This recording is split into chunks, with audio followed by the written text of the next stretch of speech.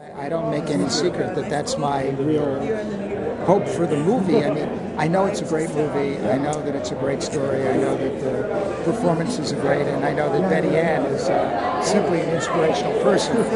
So if at the end of this she becomes like my friend's sister Helen Prejean, or Silkwood or Norma Ray or something like that, that'll be good for the world.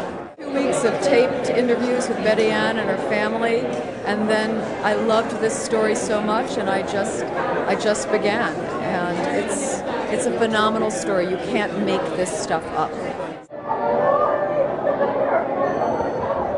To examine your convictions, to examine your beliefs, I think is always a good thing, because you really are what you believe, and what you put out into the world is very important.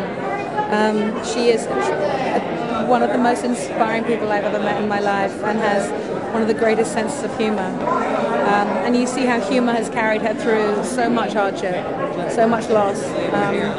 So you see her as an example to maybe... She's Hillary, I think, said that today. She's absolutely one of my greatest idols.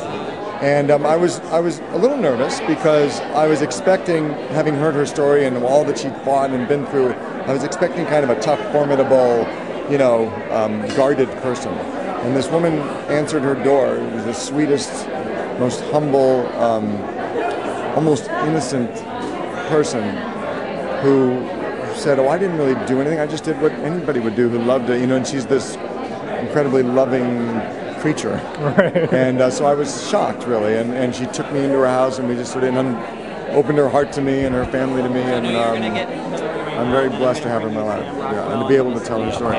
Not when I first met her, but I think that she's such a multifaceted person that, you hear these stories of how she would, when she was younger, beat someone up to protect her sister or her brother, and so you think you're going to meet her and she's going to be all tough, and then you see she just wears her heart on her sleeve, and she's this big, just bundle of joy and humility and grace.